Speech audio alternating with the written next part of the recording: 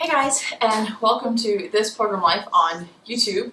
Today I'm going to be showing you a few different things. Now, my husband has teased me before that I'm the only person that he knows that when making a peanut butter and jelly sandwich, I will make the bread, the jelly, and the peanut butter. Well, I'm going to show you how to make all three of those things this morning.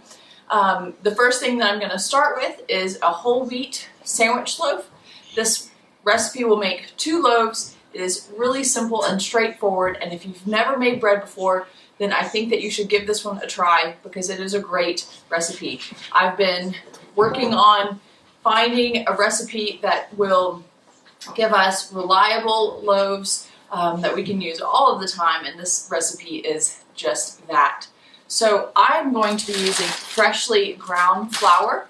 I'm going to use a mix of freshly ground flour and bread flour with this. However, you can use regular all-purpose flour, you can use all bread flour, or you can use all freshly ground flour. You can find the right mix that works best for you, whatever preferences you have and whatever climate you have. I usually just kind of use what I have on hand, so sometimes that's freshly ground flour and all-purpose flour. Sometimes I don't have any wheat berries on hand, so really there are different ways that you can make this. I'm going to be using some hard white wheat berries and some hard red wheat berries, and I'm going to grind those really quickly in my grain mill right here.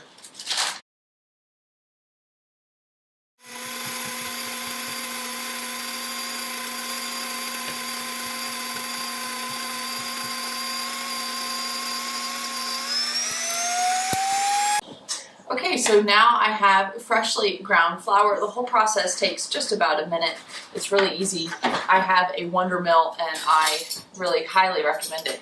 You can find a post on my blog about grinding flour from scratch from wheat berries. I will link to it in the video description. So in my bowl, I'm going to start with about 6 cups of flour.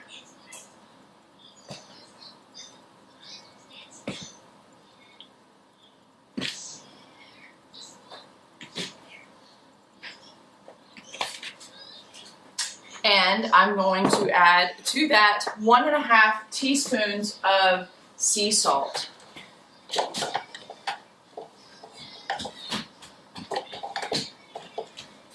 And that's going to be it for my dry mixture.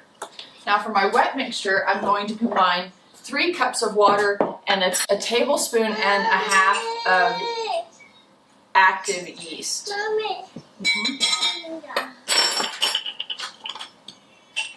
I'm just going to go ahead and add 3 cups of water to my yeast. And I just use hot water from the tap. It doesn't have to be very hot, just as long as it feels hot to your fingertip, that is sufficient. Now, in addition to the water and yeast, my other liquid ingredients are going to be a 1/3 cup of honey and a 1/3 cup of coconut oil.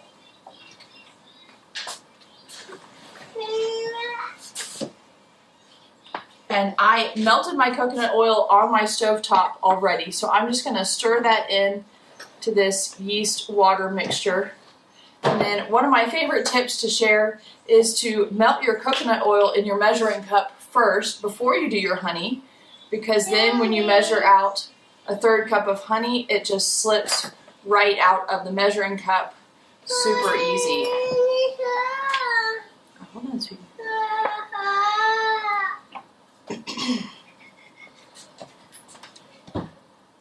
Okay, and now we're just going to stir them together to make a dough. So I'm going to pour all of this liquid measuring cup into my flour.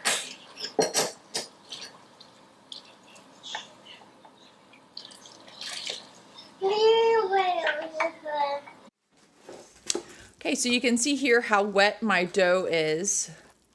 And I'm just going to stir it together until it all begins to stick together. And I'm going to gradually add more flour, about a cup at a time, until my dough pulls away from the sides of the bowl and is no longer quite so sticky. So I've stirred all of that together and it's really still quite wet. So I'm going to add a couple more cups of flour, you're going to end up with right around 8 or 9 cups of flour altogether.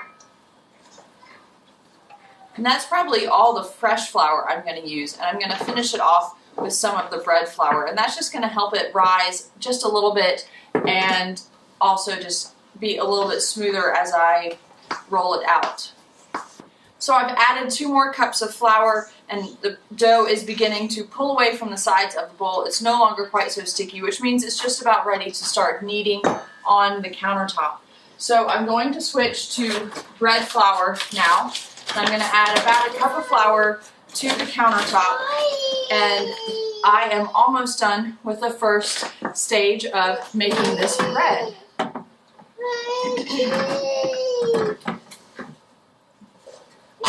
Jojo, we'll get some in just a moment. In just a moment, dear. Okay, so now I'm going to be using one of my favorite kitchen tools, and that is a dough scraper. If you ever work with dough, whether that's pie dough or bread dough or biscuit dough, having one of these is very, very essential, or I should say very, very helpful. It's one of my favorite tools to recommend. And I'm just going to kind of work some of that bread flour into the dough, rotate it, and press it down. Basically, when you're kneading, all you're doing is rotating the dough and pressing, and you're working that flour into the dough until it's no longer sticky and no longer coming off on your hands. Okay, so my dough is beginning to be quite smooth. Most of that flour, you can see, has been worked into the dough, so now it is ready to rise. So I'm going to drizzle a little bit of olive oil in the bottom of my bowl here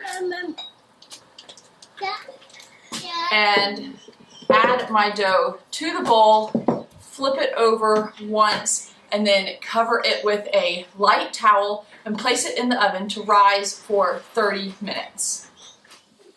All right, my bread rose in the oven, in a slightly warm oven, for about 30 minutes. I set a timer. You can see it has risen a little bit. If I punch it down, I have a mark that stays. So I'm going to transfer it to my countertop once again.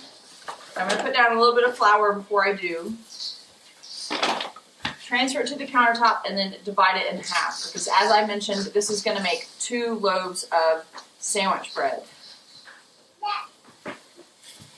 Now you're done with your bowl at this point, so you could put it in a sink and let it soak.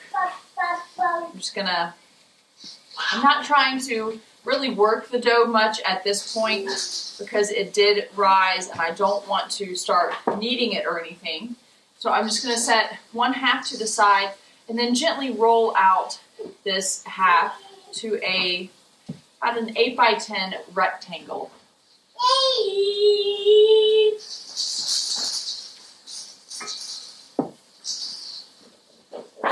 And you do want to roll out your loaf instead of just doing a free form for sandwich loaves, because what can happen is you can get holes in your loaf if you do not tightly roll it into a log. So that's an important step. And I'm going to grease my loaf pans. You can find the exact dimensions of my loaf pans on the recipe post on my blog. Again, there's a link down in the video description. You can use whatever kind of grease that you like. I usually just wipe around some butter with a spatula, and that works really well. I do not have any spray grease, but that works quite well. So I'm going to do both of those, and then my loaves will be ready to go in the pans. Okay, so I'm going to tightly roll this up. I'm just going to use my fingers to make sure it's nice and tight, because again, you don't want any holes when you are making your sandwich or whatever you're using this for. You don't want your slices to have big holes in them. So roll it up and then pinch the seams and then place it seam side down in your bread pan. And just repeat that for the second loaf.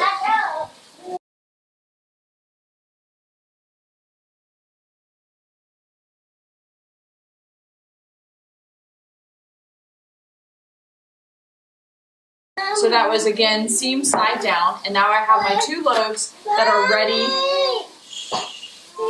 are ready to rise again. So I'm going to put these back in the oven, and I'm going to set a timer for about 15 or 20 minutes, and then after they rise for that 15 or 20 minutes, I'm going to take them out of the oven and set them near the oven, and then let them continue to rise while my oven preheats. As soon as my oven reaches 375, then they'll be ready to go in to bake. Alright, open the bottom oven. Alright, so my bread has risen for the first part. You can see it's beginning to rise. It's almost to the top of the loaves, to the top of the pans. And now I'm going to turn my oven on, and as soon as my oven is preheated, I will put these loaves in the oven to bake at 375 for 25 minutes. I'm just going to leave these here covered, and they will continue to rise. Now, it's important to note, let that start heating. It's important to note that you don't want to let your bread rise for too long in this stage, because if you let it rise, come here, buddy. If you let your bread rise for too long in this stage, then what can happen when it bakes is that the loaves can fall. So you do want to make sure that you only let them rise for no more than 30 minutes total. So a little bit in the oven to start, and then a little bit while your oven is preheating, and you will get nicely risen loaves. Okay, so my bread is baking, and now the last things are to make the peanut butter and the jam, and they're both going to take only a handful of minutes. So 2 really easy recipes.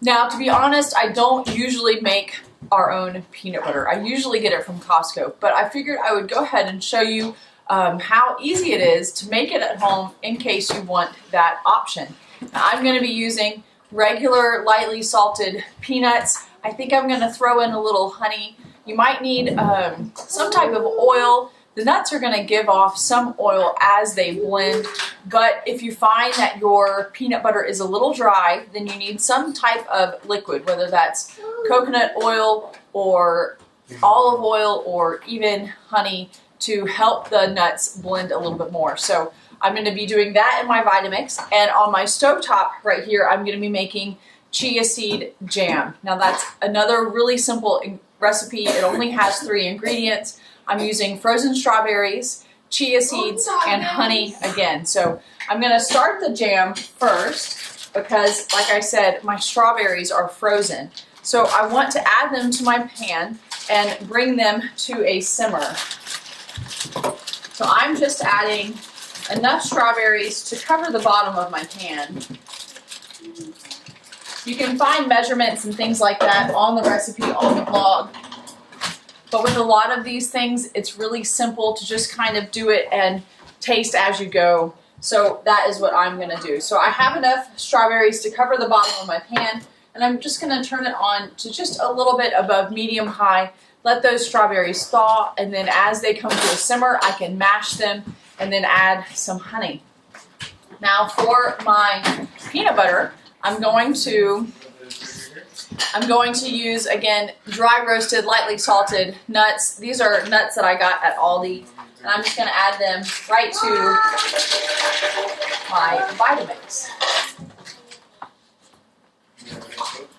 I'm going to drizzle in some honey as well. Like I said, this isn't something that we usually do, but I figured it would be fun for this demonstration, and we're going to see how we like peanut butter with honey in it. Are you showing your drink? Yeah.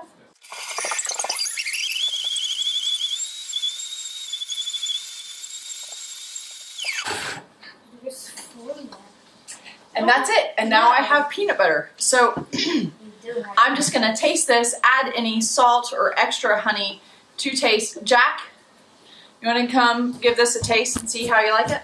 Can I? Use your finger. Is that peanut butter? It is peanut butter. Tell me if you like it just like this. Too chunky? Too chunky? Too chunky. It tastes like, it feels like they're making frozen ice. But that is really good, actually. Yeah, that Goodness, really maybe is. we should make our own peanut butter more often.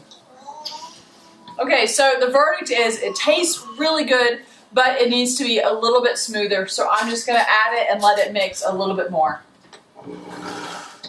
Okay, and that's it. And now I have fresh peanut butter. My loaves are cooking in the oven. They have about 15 minutes left to go. So everything is gonna come together right about the same time.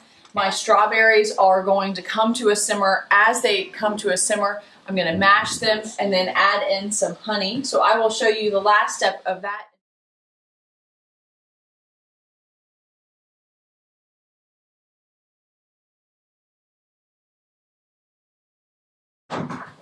Okay, so my timer has gone off. My bread is ready to come out of the oven.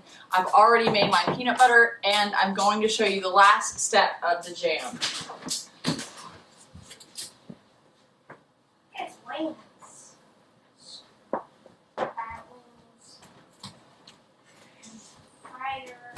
So here is my bread. I have 2 loaves of fresh sandwich bread, and I'm going to finish up my strawberry jam. I'm just going to take it off of the heat. I let it simmer and I mashed it. I added in some honey to taste, and now I'm going to let it cool and I'm going to add in some chia seeds. And the chia seeds are going to be what gels the strawberries together. They're going to act as a binder in addition to just being healthy and good for you. So I'm going to sprinkle a couple tablespoons of chia seeds right across the top of this strawberry mixture. So I'm just adding a couple tablespoons of chia seeds right on top of the strawberry mixture, and I'm going to stir those in. It's going to cool, and as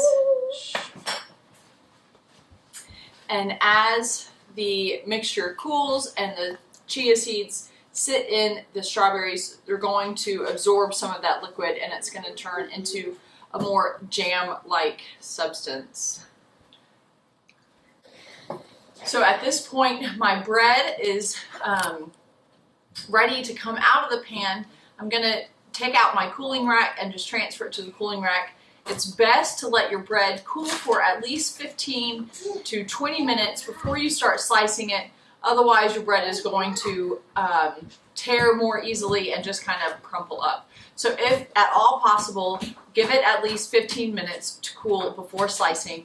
Have a good bread knife and you will be ready to enjoy some fresh homemade bread.